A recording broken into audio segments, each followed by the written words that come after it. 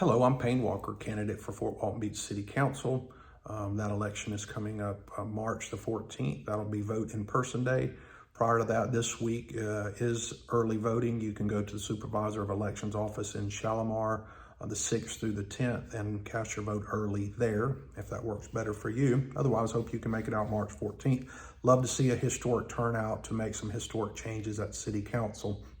One of the reasons I wanted to come on today, we're about a week out, tomorrow will be a week from the election, and the old tried and true rumors about me are still circulating about out there amongst the city type, if you will, those in favor of maintaining the status quo, not providing much relief for taxpayers. But two things I want to talk about today are the golf course and the rumor that's going on there about me and went on last election as well, and the consolidation. I'll take on consolidation first. Consolidation, I want to read it from Merriam-Webster, I believe. The action or process of making something stronger or more solid. The second definition is the action or process of combining a number of things into a single, more effective or coherent whole. So yes, I am a fan and having maybe even a regular review, starting small and going a little bit bigger. Similar to a process in the private sector known as mergers and acquisitions. You have a team or teams. Typically, it's where a larger company or firm would want to acquire a smaller firm, and they have merger and acquisition teams from both sides to look at the benefits to both the customer, the stockholders. They evaluate, can we do it better, differently? Can we merge our resources? Can we become this one whole, coherent, stronger unit? That's the question of mergers and acquisitions, or in this case in government, it's called consolidation. If it turns out the studies and discussions reveal a possibility of that, then it makes sense to kind of move forward and look at that. Some of the things that are already consolidated of sorts, if you think about it, warrants. If you're a city resident and you have a warrant out for your arrest, Okaloosa County Sheriff's Department is going to be serving that warrant on you, not the city. Driver's license, you need driver's license, you're going to go to the county and get it. Tax appraiser, tax collector, those are county operations. So you'd have to ask yourself, well, if the county's doing that for us city residents, what else can they do for us? And why don't we have our own license and registration and tags? Why don't we have our own tax appraiser and collector? Why don't we serve our own warrants? The reason is because it's more expensive. And so that's the thoughts related to consolidation, similar to mergers and acquisitions. The customer, us taxpayers, we want a review. I want a review. Maybe you do as well. Want a review of services that are provided for us, and can they be done cheaper by having the county assist it all or partially? That's a long discussion. So you got to go through that process. Also, another one, city, our water is processed. The sewer is processed and returned to us via Okaloosa County. That came about a number of years ago when I wasn't around, didn't know it happened. I think it was 10 plus years ago, but the water and sewer treatment plant owned by the city was not worth replacing, so they struck up a deal. They consolidated services back then with Okaloosa County. So that was a cost-saving measure for taxpayers, and we got as good, if not better, service than previously. So that's consolidation in a nutshell. The other one is the golf course. Just did a search just a few minutes ago.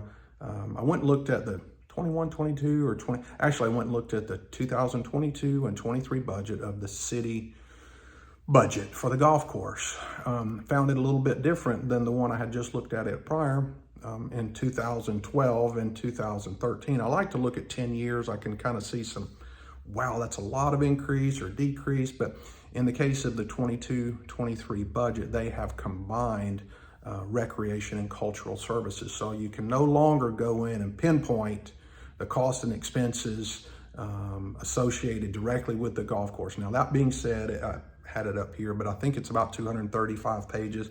Was it buried in there somewhere else where we might be able to single it out? Possibly. But going back to 2012 and 13, I was able to single out that cost. It'll lead to my thoughts on the rumor going around about me and the golf course is I want to close it down. I want to shut it.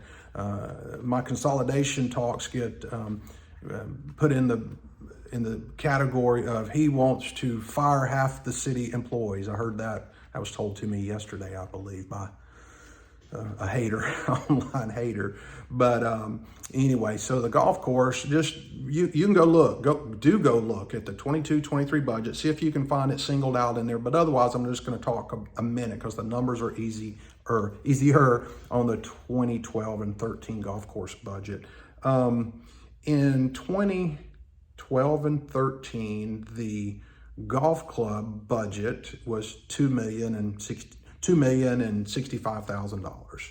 So that does include, the personnel expense, equipment, capital outlay. So that's what's on the hook for city taxpayers. Now it is offset, of course, by fees and memberships and fees. So you go look at them in the budget, they say, oh, they're balanced because revenues and income.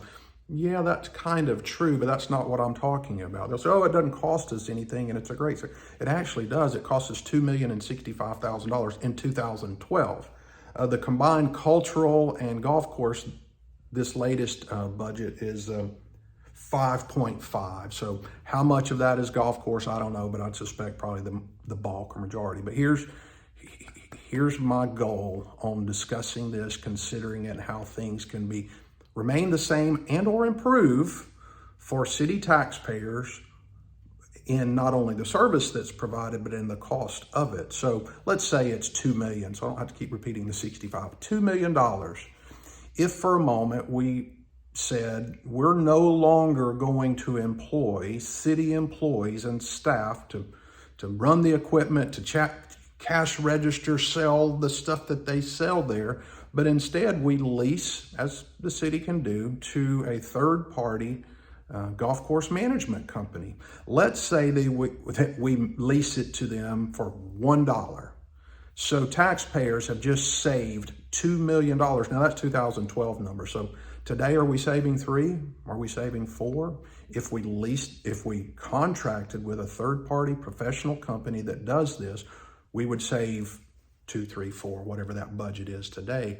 Then when you look at it and go, well, why would I lease it to them for $1? I could lease it to them for $500,000. So taxpayers just made, not only do we not have to pay the $2 million again and be responsible for it, we get an extra 5. So just in that little process there, seems simple to me. It did take me a while to get interested enough and dig into it enough and try to understand what they were doing and how they were keeping this going on, because taxpayers, golf players, would love a professional course. Now, I haven't been out there in forever. I did hear 2 friends talking about it recently, and they said the course is in horrible shape. I don't know that. Haven't been out there. Go out there and look at it. I might ride a golf course out there one day, but I think when it's turned over into the hands of a private company that doesn't cost taxpayers, it's charged to the players, including memberships if they so choose, but private entities running a golf course just makes more sense to me. It makes more sense as a taxpayer. It makes more sense as a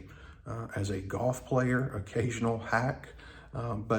So anyway, I wanted to come on this week before election and just put that out there. Please share this with your friends and family, because I'm sure they've heard some things about who is T-Pain Walker and how would he represent. So that is my thoughts on both the golf course and consolidation. I hope it makes sense. If it doesn't, or if you have any questions or you want to challenge some of my thoughts, I welcome them. I appreciate them, because I think those types of challenges and having others chime in on it helps me see what I might be missing, see how it could be done better with the city. But anyway, thanks again for your time. Hope to see you March 14th, if not before. My number is 850-621-6756. You can call or text me there. Of course, you can messenger me on Facebook as well. Thanks.